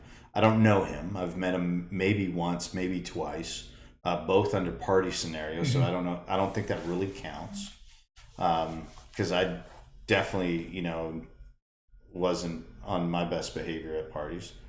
But like, he's famous for wanting to be famous. He's famous for being an entertainer. He's not famous for his military accomplishments. He's not famous for a long sustained career. Unlike, his counterpart and former business partner, Rocco, who translated a military career into an acting career and is probably now better known as being Gilly from the Mayans than he is from being an Army Ranger and being part of Borstar, that, right? Yeah. We have people in the veteran community with limited military experience or accomplishment. So we'll use your finger measurements. Every time I do this, I think of like the kids in the hall. Kids in the hall. Like, crush your heads, crush your. Great Canadian comedy, by the way. These are the days. I know. But which is fine. Everyone asks me, they're like, "Hey man, you have like amazing friends. You're friends with Tim. You're friends with Doc. Like, like, what did you do in the Army?" And I'm like, "I was just an infantry guy." And so that's a pet peeve I get that in emails all the time. Is, "Hey Doc, I'm just a." There is no just a. But here's the thing. It's like, that's good enough for me. Right. And I'm like super proud of it. You walk around that door and you button hook in there and you look at my little military thing, man. I am proud. There's a tomahawk there from the Tomahawks. I was a member of that unit. There's a Manchu buckle right there. I earned it. I'm proud of it. That's good enough for me. Like, I'm Canadian. I wasn't afforded the opportunity to serve in certain units due to, like, not getting security clearance. I don't lose sleep about that at night. I don't lose sleep because, like, there was the stone that was left unturned. There was this, road that left unwalked. Not like, man, when I say I'm just a guy, man, that's good enough for me. Like, I don't feel shortchanged. I'm proud of the men that I walked beside. I'm proud of the men I served under, and I'm proud of the men I led. And I've watched a lot of men I led, like, far surpass me, and not a second of envy crosses my mind because I'm like, fuck, man, I didn't know if that kid was going to make it, and wow, he's the sergeant major of our regiment. Wow. Like, that's good enough for me. But to me, that's not worth notoriety. Like, I was blessed to be featured in a documentary, a very heavily watched, famous documentary about Iraq. And people are like, "Oh, well, you're kind of famous." Like, no, like, I was blessed to have a story told about my unit, to which I got more than I should have in terms of camera time. But I didn't serve to get a frontline PBS documentary. I didn't serve to get on History Channel. I didn't serve to do these things. You didn't serve to do it. Now, it's borne fruit to get the opportunity to further learn. You're a student of warfare. You're a student of life. You're definitely a student of the human condition. You had the opportunity to go film this documentary. We just spent an hour, talking about, World War II. Like, this celebrity vet, like, I got to be insta-famous for being something that I want you to think that I was, that I'm actually not. Right. And this isn't just this is not just a land and steel thing. This is a very common. This is why I don't want to go to SHOT Show. This is why I've reached out to every sponsor of Veteran Outdoors that I can before SHOT Show, so that I can be like, I don't want to be part of that. Yeah. You know, like I had the wonderful opportunity, and we make fun of different shirt companies because we've dealt with all of them in our off time. But, you know, I just did a thing with Grunt Style last weekend, and, you know, I love Daniel Eric and the guys over there, and they, you know, they're good. You know, I wouldn't have the level of podcasting that I have without a guy like Daniel Eric, who now works for Grunt Style, taking me under his wing and teaching me how to do this tech stuff. Mm-hmm. I wouldn't know how to do that. And, you know, he was like, hey man, Grunt Style's throwing a really cool party at SHOT Show. Like, you're going to be there, right? It's like, and I was like, I hope not. like a Grunt Style party sounds like a good time. In San Antonio. Right. You know, like I know, like, why is it in our community there is this very common need to be famous? Now, like, I'm an Audie Murphy member. Yeah. Audie Murphy came back, and, you know, like, everyone's like, well, you're an Audie Murphy member, you shouldn't speak ill of Audie Murphy. But I'm kind of like, what was his motivation? Like, I love your motivation because you're a student of humanity. You're a student of the human condition. You're inquisitive. You're a detective by heart. Like, you are a problem solver. You're a critical thinker. You want to, like, fix people. You're a doctor. You want to fix people. You want to fix problems. You want to know what caused them. You investigate it so that you can fix it. Like, people like you cure diseases. Well, I want to be Batman. Well, that's the whole thing. Well, he does have the coolest toys. Yeah, but now I'm 53, so I've come to the realization I'm probably not going to be Batman at this point. But why do we, in the community, lift guys up? And we have mutual friends that, mm-hmm. you know, like, the best thing that ever happened to them is they got hurt. How sad is that? That we're not, like, trying to enrich their lives, like, and promoting them to start businesses. Mm-hmm. To, you know, like, because we could always use another coffee company. Mm-hmm. We could always use another t-shirt company. Mm-hmm. We definitely use some beard trimming or oil. Mm-hmm. But why aren't we promoting that instead of, like, promoting, like, hey, let's. It's so interesting to me when I read that headline, celebrity veteran. I was like, you know what? This is the worst representation of our community. I think it's reactionary. I think this goes all the way back to Vietnam. I think the historical and genetic guilt that we still feel as a country for post-Vietnam, okay, for the way our veterans were treated after Vietnam, and this is, you know, there've been. Some people say that the stories about people getting feces thrown at them in airports, like, oh, that never happened, that they could prove that never happened. I don't know if it happened or not, but I know that they didn't get the parades weren't there. Yeah. You know, regardless of the outcome of what happened to Saigon when we pulled out, that was a political failure that had nothing to do with any individual soldiers on the ground. And soldiers should always be honored for their sacrifice. I feel that way. You feel that way. And I think we finally came to realize that. But the thing is Vietnam was the thing that we as a country all felt really shitty about. And it's like, well, we're just not going to talk about it. We're not going to talk about it. And lumped into that means we can't talk about the vets. That means we can't celebrate their service and their sacrifice. Fast forward ahead to... skip over Grenada and Panama, but fast forward ahead to Desert Storm, Desert Shield.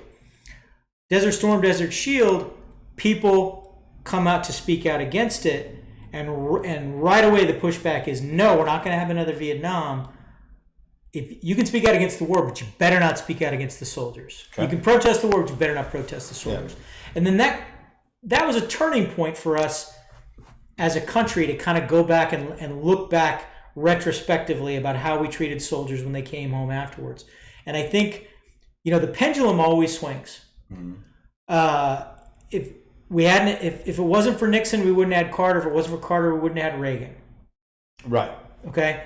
If it wasn't for Obama, we wouldn't have had Trump. If it wasn't for Bush, we wouldn't have Clinton. If it wasn't for Clinton, we wouldn't have Bush. Yeah, exactly. Right. Yeah, exactly. Yeah. Everything's cyclical like that. Yeah. Is we as a country go, oh man, we shouldn't have done that. And we go back the other way. And, post Vietnam, we went this is a dark thing and we're just not going to talk about it. And then afterwards, I think as a country, people wanted to celebrate that. Right. And so I used to joke about this. It was a joke, but it was also true. If I was on my way home, and my wife Denise, she and I have a thing is I call when I am leaving, where I'm like tonight. I will call when I'm getting in the Jeep here, and I will call when I turn onto our road, and I just always do that. And then she could say, like tonight, she'll say the garbage can's still out. Bring in the garbage can, whatever it might be. I would do that when I was driving home from Fort Hood. And I would call, when I'm on final approach, I call. And she goes, hey, I'm getting ready to make dinner. We need such and such. Will you run by HEB? Yes, but I'm going to come home and change first. Right, because I was in uniform. And I'm sorry, this sounds terrible. But when you're just trying to run in and get a thing of frozen peas, getting thanked for your it's like, oh, I appreciate it and I want to be sincere and I don't want to go, hey, I'm trying. But I also just want to buy some peas. I just want to buy some peas and get out of there, right? And I thought that was unique to me. No, that's. And then somebody posted it like on some webpage. They're like, it was something that had to do with Georgetown. It's like I can't wear my uniform anywhere because I'm just because I don't want to be thanked for my service. And you want a free meal? Not on November 11th? Yeah. Wear a uniform in Georgetown. Wear a uniform in Georgetown, Texas. And God bless your entire family. God bless the people of Georgetown, right? Love them to death. Patriotic, good Americans, good Texans. And I love it. But at the same time, it's like I don't but we're not everybody. There's a joke that's come out of this. And I got to agree, we talked about Matt earlier, and I agree 100% with the title of Matt's book. Thank you for my service. Yeah. You paid your taxes. Yeah. Okay. You created an environment where it's fashionable to be a patriotic American and put on a uniform and go do that. And you supported us, and you're continuing to support us. And I love. Okay, if ever there's a guy that reaped the benefit. If I didn't like it, I would have got out after 4 and never gone back. Yeah. I tried to get out and decided I didn't want to be out and went back in. I was making it out, but I'm like, I enjoyed it better when I was in. Yeah. And that's why I did 32 years. Okay, that wasn't an accident. You don't wake up and you go, fuck, how did this happen? No. Empty bottle of tequila and re-enlistment papers in front of you. I did it because I enjoyed it. So thank you for my service. Right? And I agree with Matt 100% on that. But there's also, so the flip side of that coin is, and I'm in multiple military forums online. I'm in Band of Bravos. I'm in Brotherhood of the Scroll, SF Brotherhood, a bunch of other ones. But somebody will take when the rolling 201 file goes by on the highway, they'll take a picture of that truck, and it's always a truck, right? And the first comment, sometimes it's a Chevy Cavalier. The first comment always is, "You're welcome for his service," right? Mm-hmm. Or did you thank him for his service? Yeah. Right. And some people are gluttons for being thanked for their service, man. No, like it was so funny because the initial response that I got from that wasn't like, hey, let me read this article to find the hilarity that's in it. Mm-hmm. And there's some hilarity in it. Oh, it's hilarious. Well, it's a 3-parter. Yeah. This dude would wear multiple layers of clothes and stuff his ass and arms with paper towels. With paper towels and socks not to make his junk look bigger, Yeah. to make his ass and arms look bigger. Like he worked out more. Yeah. Like, hey, dude, you know what takes less effort? The gym. Yeah. Like, just rip out some reps, bro. When I saw that in the article, I'm like, okay, this has to be bullshit. No, this has to be bullshit. Like and then I saw a picture of him with his sleeves rolled up, and I saw what his forearms looked like, and I'm like, oh fuck, that's real. No, like they were tiny, and like, yeah, no. So like, there's some hilarity to it. It's also a very cautionary tale because catfishing is a real thing. Yeah, especially with women. And that's another thing that the I'm a vet card. Yeah. On dating sites has really a lot of women have had their life savings taken, been taken advantage of. It's a real thing. Yeah. And it's disgusting. And that's why, like, I think my initial reaction to the headline and just the words, the moniker, celebrity veteran, is like, man, we're better than that. Mm-hmm. Like, if you do something outside of your service, like, I think one of the greatest celebrity stories, military celebrity stories out there, there's two of them I'm going to use. One is Rocky Blyer, Pittsburgh Steeler, running back in support of Franco Harris, 4 Super Bowls, no big deal. Infantryman drafted after he got drafted in the NFL, then got drafted by the Army, served, got a little star, got some damage to his foot. Served as an enlisted Marine, even though he had a college education. Yeah, went to Notre Dame, served enlisted because he got drafted, like answered the call. Took 2 years after injury and rehabilitation to earn his spot, not a gimme. He had to earn his spot back onto the team, and then went on to win multiple Super Bowls. Yeah. I think that's a wonderful story. People don't even realize that he served it and that he's missing part of his foot. No, so people don't know that. Correct me if I'm wrong. Didn't the Roonies give him his if he got any preferential treatment? I was under the impression it was more because he was a Notre Dame grad than because he had served.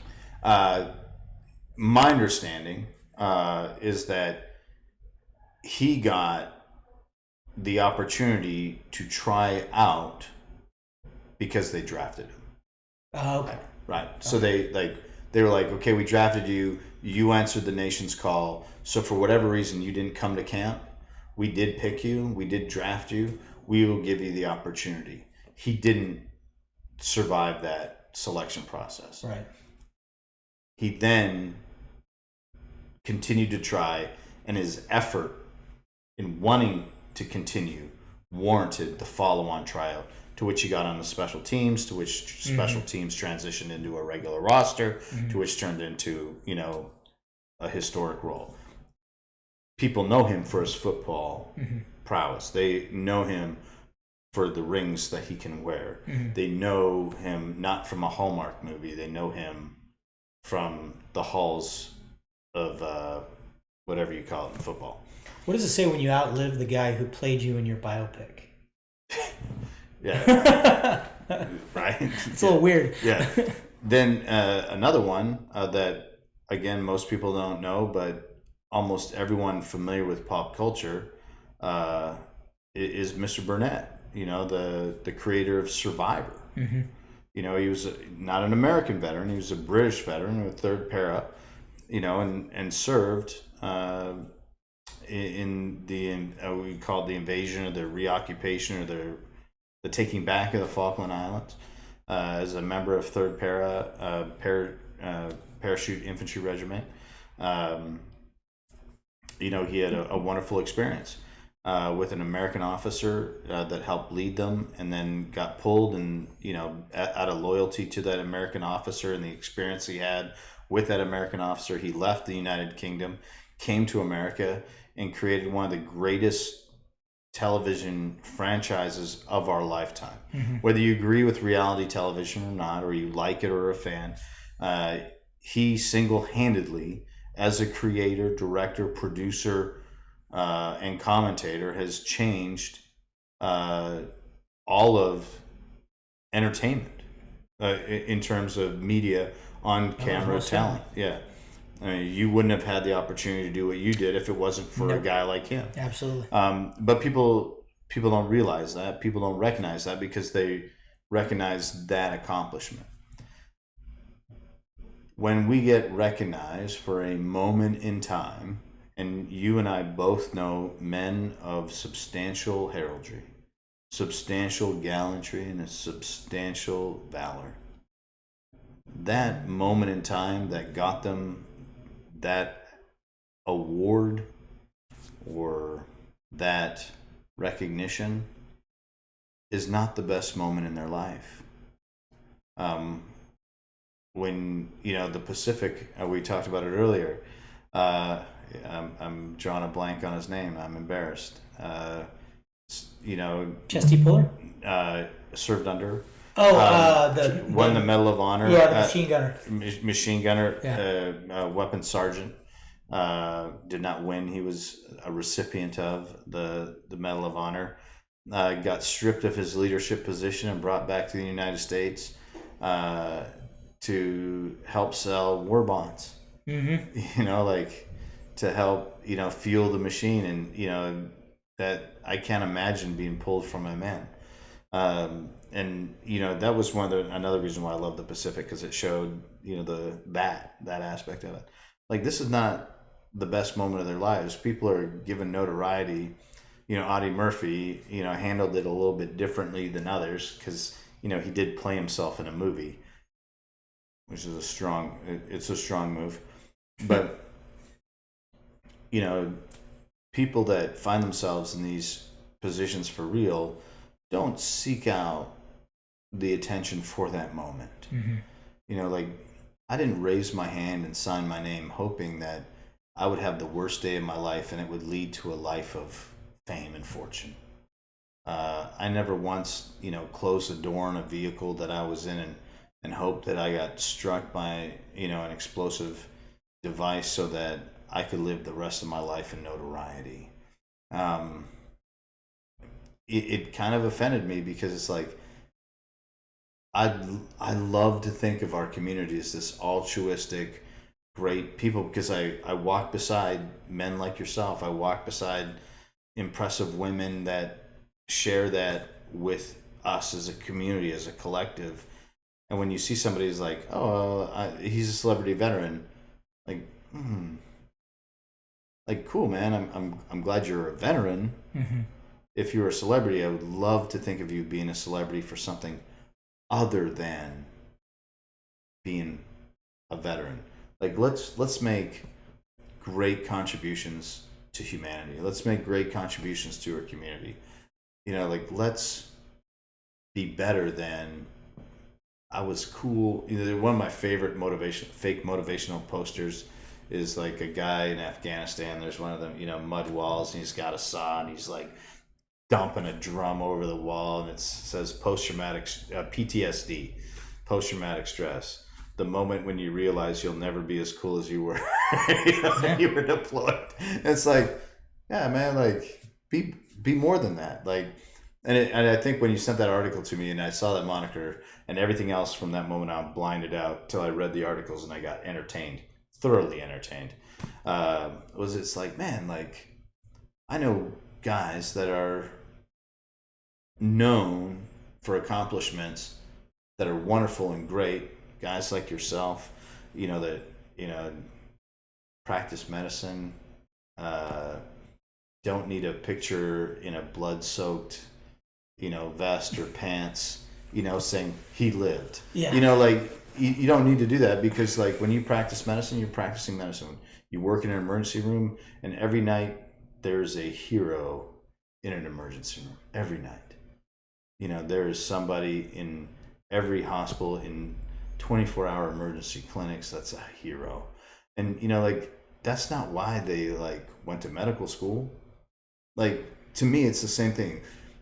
Every day there's a hero in a classroom across America. That's not why they went to A&M. Mm-hmm. They're like, I'm gonna do some hero shit today. There's some kid in a fire hall right now that's not allowed to sit on the couch because he's probationary, and he didn't like go to be a firefighter, so like he could go home and be like, hey son, I did some hero shit today. Yeah. And so like that's why I was like, man, it's so weird that we live in a time, but it's not. And yet it's not. It's not unique to the vet community. No, we do. So there's there's a couple of them that I follow on Instagram that are at something, the whatever something cop, right? There's a couple of police officers that I follow, and that's like an attractive Williamson County Sheriff deputy. No, she's on live TV. No, but she's. I think I heard somebody. I don't follow her. No. I thought you were saying I do follow Sheriff Chody. Well, it's because he's funny. I follow the jiu-jitsu. Yeah, he is hilarious. Yeah. I follow the jiu-jitsu cop, and I follow a guy that's the rapping cop. Okay. Does he like spit lyrics while he's like filming himself in a squad? He does, and it's okay. I don't follow him for the videos where he's rapping as much as he does a lot of community outreach stuff. That's very positive, shows law enforcement in a very positive light, which I think is important, especially now. So it's not unique to the vet community, and you see it. So we talked about you brought up the fact that the individual, the celebrity veteran we were talking about, was photogenic. There is a physician out there who is photogenic, and before this guy was even out of residency, he already had he'd been doing a YouTube channel like the whole time I guess he was in residency. Then he graduates residency, and I gotta say, from what I've seen of his social media, it's a little bit misleading, because the guy, he's a family medicine practitioner, and there's an awful lot of pictures of him in settings that family medicine practitioners don't typically find themselves in, like the operating room and stuff like that. And then his call sign's McSteamy. And is it? No, it might be. I don't know. That's a horrible pop culture reference. This same individual was on one of these daytime talk shows. The doctors. It wasn't that one. It was another one, and he was demonstrating some shit that can get people killed, and got called out by myself, by a bunch of other people. And he very quickly came with a mea culpa, and he's like, "Oh, hey, we'll get together and we'll do a video on how to do it properly." And that was the last we ever heard of it. But it's, basically, he's a celebrity physician, and I'm sure, it's in my opinion, being a family medicine practitioner, being a family physician, that's one of the most challenging specialties that there is, because it's cradle to grave. They do OB-GYN care during delivery. They deliver the baby, and then they can theoretically, they are that kid's pediatrician, and then they're that kid's doctor forever. Yeah, and then that kid's geriatrician when they get older. One of them dies. Till one of the two of them dies. Yeah. That's extremely challenging. That's a breadth of practice that is incredible, because it literally encompasses everything. They do minor surgical procedures. Some of them do things like colonoscopies, things like that. So they have to be part internist, part dermatologist, part psychiatrist, everything. So I'm not knocking that's what that guy's specialty is, but also it's probably not the coolest Instagram specialty. No, like not everyone wants to see like the sniffles. Right. He's like, sick call's not a sexy place. Doing athletic physicals for preteens. That doesn't make for cool Instagram pictures. What makes for cool Instagram pictures is, here I am intubating, here I am putting in a chest tube, here I am supporting my local SWAT team, which there are some physicians and they have cool fucking call signs like at TAC Doc or at SWAT Doc 67, shit. Call me Havoc. Yeah, whatever. And it's a little bit of a giveaway when you're in full kit with the stethoscope hanging around your neck. Super crucial piece of gear. Because you might have to diagnose a heart murmur while you're up there. Crucial piece of gear. It can happen. Yeah. It's a crucial piece of gear. Anyway, but I digress. But I don't think it's the celebrity thing. I think as we've seen reality television grow, I do think that the ground was ready, it was fertilized and ripe for this type of veteran appreciation to grow that fosters that type of thing, the existence of the celebrity veteran. But also, you brought up Mark Burnett, the existence of reality television and now social media. So, I never would have imagined this phrase influencer. Right. No, right? And we know several. We know several influencers, right? So you have multiple people that have, they have their CrossFit influencers, or their vegan influencers, or their, paleo influencers, their vet bro influencers. Yeah. No, a guy that I absolutely adore, and I think he's a treasure. I think he's got a level of comedic genius. Jack Mandeville. Jack is hilarious. Yeah, but what I send the kids out of the room, but he's hilarious. Yeah. There's that. But one of the things I love about, I'm gonna use Jack as an example, is Jack is entertaining. Yeah. And he knows he's an entertainer. Right. And he's got a level of comedy that's appreciated within our demographic. Yeah. And I wouldn't say he caters to or panders to our demographic. He's just him, and he's just funny. Yeah, he's just being Jack. And as a result of that, we all follow him because we want to know what funny, crazy thing will Jack do next. Yeah. And as a result, he's been able to parlay that into opportunities to be a member of Vet Television, to have his own show, or be a recurring star on a show there, to be in the Ranger Up Article 15 Range 15 movie. It's led to him having speaking engagements and be an MC at Burbiz and things like that.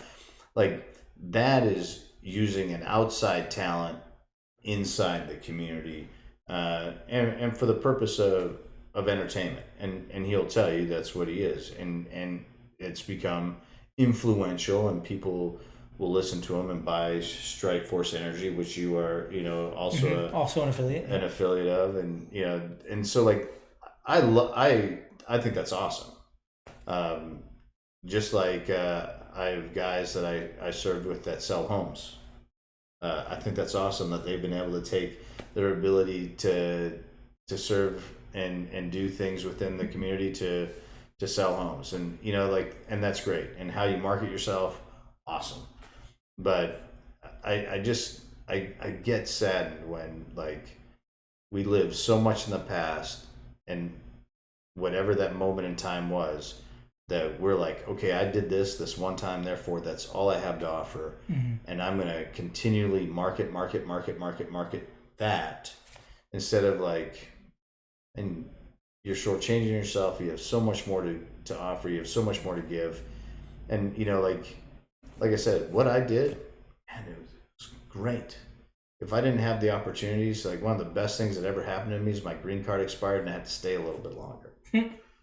Because, well, everyone's man, that sucks. That's a horrible story. It's no, actually it was awesome, because that gave me the opportunity to get a responsibility, because it needed me to do something that opened so many more doors and brought out an entrepreneurial side of me that I didn't know existed. And blessed my life and career far more than I could ever imagine, because it's led me to be a better person. Let's work on that, versus I just want to wear a schmuck around my neck and make sure that I'm wearing the appropriate level of monolabe. I gotta have my what is that, Office Space, where you gotta have your 15 pieces of flair, 16 pieces of flair, 16 pieces of flair, and that's I'm just oh man, I was at SHOT Show a couple years ago, and there was a dude signing autographs, and I was kind of hey man, I know you, because we were in the service together. What are you doing? Oh man, I signing autographs for what have you done? I don't know,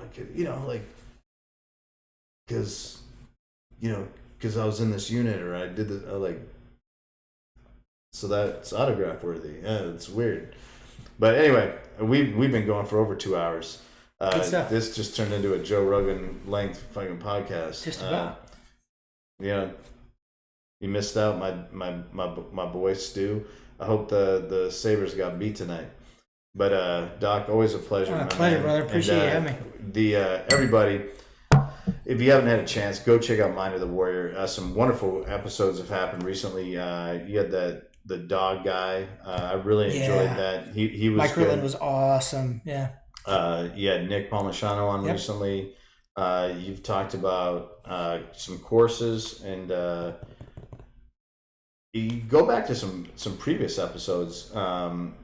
Some of the stuff I found super beneficial. I did a red flag law episode that got some attention. Yeah. You know, it's so funny. We're gonna use 6 minutes here to jump on that real fast. You did do, and I listened to that, and I listened to it again. Listened to it twice because you and I were texting. You were like, "Man, I'm probably this isn't good," and I'm like, "Well, let me listen to it." I don't think that you said anything outside the norm. No, I think it was pretty balanced. No, and the reason just so everyone goes, you need to go check out the episode. Mind of the Warrior episode 34, 35. I'd have to look. But see, look at me, like stalker. No, it was talking about the guy in New York, that claimed, and everyone was watching on Facebook Live. And it was this big thing. It was getting shared. Whiskey, whatever's, jackassery call sign was. Like a typical vet bro call sign. Yeah. Dude is full of shit. Yeah.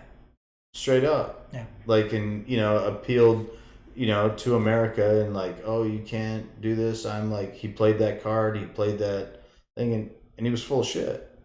And then everyone's like, well, we can't, this, what was the line from The Great Lebowski? This aggression will not stand. Mm-hmm. And everyone's like, rah! And you're like, whoa, pump the brakes, get the facts, and then be like, is this the horse you want to ride? Yeah.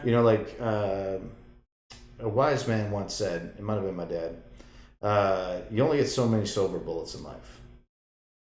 Like, choose wisely on what you're going to shoot or why. If you're pulling that trigger on a silver bullet, you only have so many. Like, pick well. And a lot of people just immediately, emotionally responded to it. And when I listened to that and I went through it and I was like, if you're getting hate mail and you're getting like threats and you're getting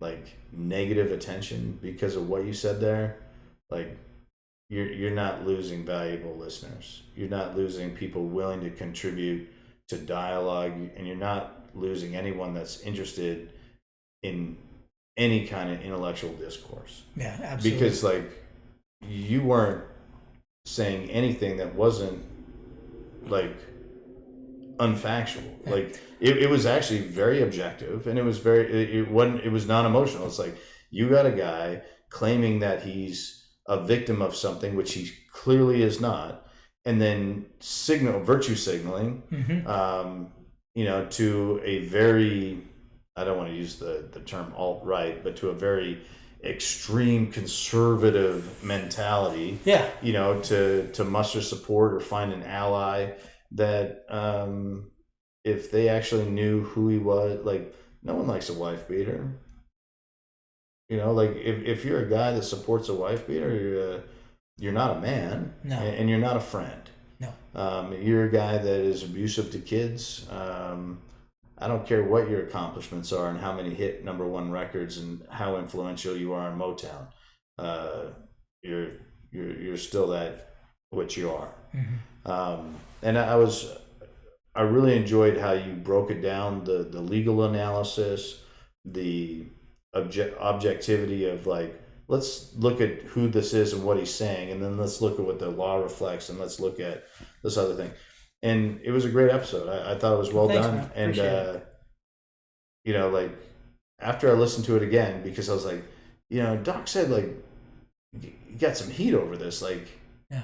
what did I miss? And I went back and I listened to it again. I got more heat because the day before I recorded it, I made a Facebook post, and I got a fair amount of heat on the Facebook post. To the point that I had to ban a couple people from my page. Okay, I thought it had already come out, so I apologize. No, I had to ban a couple people from my page because of that. But I wanted to do that because I wanted to put that on Facebook, and I wanted to go, okay, what are the arguments? So I can I can talk about both of those. You broke it down beautifully, and that's why you prepare. Like, that's why, like, when you ask me to do something or other people ask me to do something, that's why you prepare, is because, like, I want to know, like, I don't want to, man, latrine lawyers suck. They lead you astray, they get you in trouble, and in the end, you're the one serving the time. You're the one with the half a paycheck and, all your free time taken away. But, all right, Mind of the Warrior, you can find. Check it out. No longer on Twitter. No. Which is disappointing because you used to, like, savagely roast people, and Georgetown became famous because you and Sheriff Chody used to just roast people. Yeah, it was fun. Yeah, so, I had a good run. Yeah, no, but back on Instagram. Yeah, at Dr. Mike Simpson, DrMikeSimpson, and then Facebook is Dr. Mike Simpson spelled all the way out. So, man, I hope we find out about this documentary. I hope it airs because that kind of effort, especially with the investigative ability and the historical ability of your co-host and yourself together, man, I think we'd be shortchanged if we didn't get it. Always a pleasure. Thank you. Stu and the Nunn. Stu will be back next week. Maybe I'll go watch a hockey game. We'll see. All right. Thanks, everybody.